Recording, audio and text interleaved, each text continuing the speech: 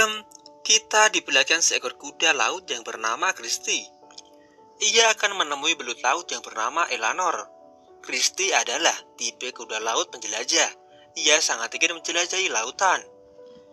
Namun keinginannya harus pupus karena orang tuanya tidak mengizinkan. Karena itu Christy mengajak Eleanor untuk keluar dari tempat persembunyiannya. Namun ibu Christy datang dan memintanya untuk pulang. Scene kemudian berpindah pada ikan kakak tua yang bernama Alex. Ia ikan yang suka membersihkan karang. Tak lama setelah itu Christy mendatangi Alex. Christy lalu meminta izin pada ibunya untuk bermain dengan Alex. Ibu Christy mengizinkannya, namun Christy harus pulang dengan tepat waktu. Alex lalu mengajak Christy untuk berkeliling lautan sembari ia bersihkan karang. Hobi Alex yang suka membersihkan karang ini membuat ia berperan penting untuk menjaga ekosistem laut. Christy lalu mengajak Alex untuk berkeliling lautan bebas karena ia sangat penasaran dengan lautan. Di tengah pembicaraan, mereka melihat ikan lain yang wajahnya terkena noda lengket berwarna hitam. Alex lalu meneteskan sebuah cairan yang akhirnya membuat noda itu hilang. Mereka lalu menemui Raja Charles ke-19 yang merupakan pemimpin seluruh ikan di sana. Alex mengatakan jika mereka menemukan semacam minyak yang mencemari lautan, hal ini dapat membahayakan seluruh penduduk laut. Namun sang raja malah tak percaya dengan ucapan Alex dan Christy. Sang raja beranggapan Alex dan Christy masih anak-anak. Raja juga tak akan beritahu ikan-ikan. Alex dan Christy lalu memilih untuk pergi. Alex lalu menemui temannya yang bernama Ed. Ternyata kabar Alex menyebar berita hoax sudah tersebar di seluruh lautan. Namun Ed tidak percaya dengan ikan-ikan yang lainnya. Ed lebih percaya dengan Alex.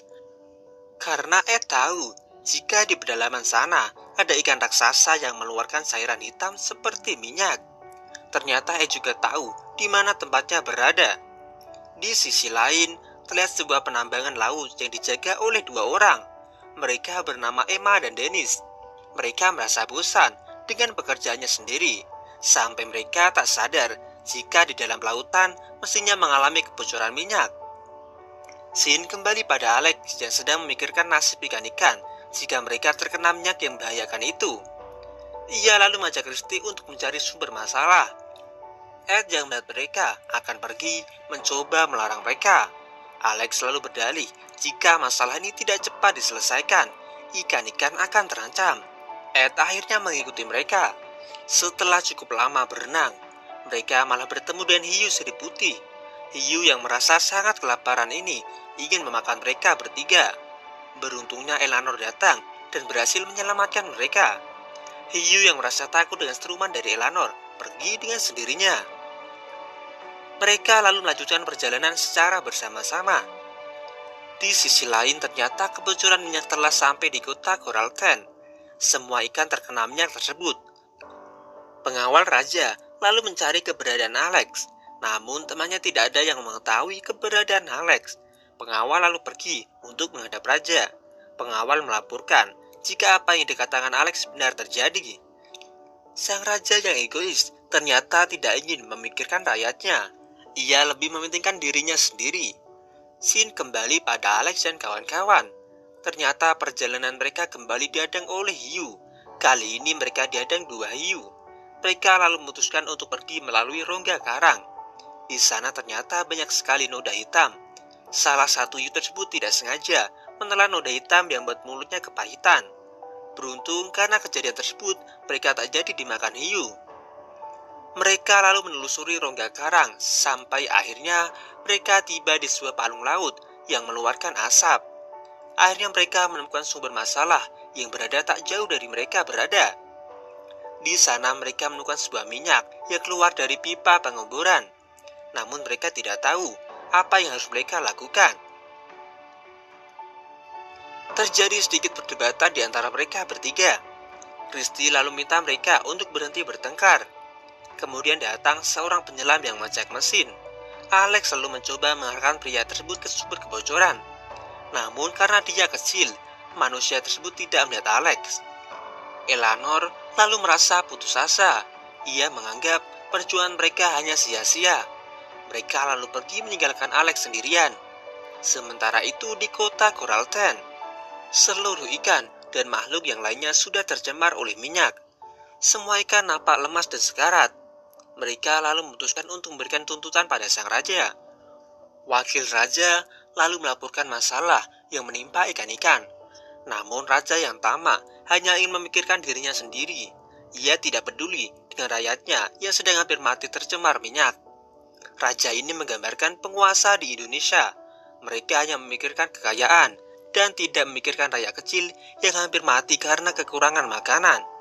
Lanjut ke alur cerita. Raja malah mengusir wakilnya agar tidak mengganggu dirinya.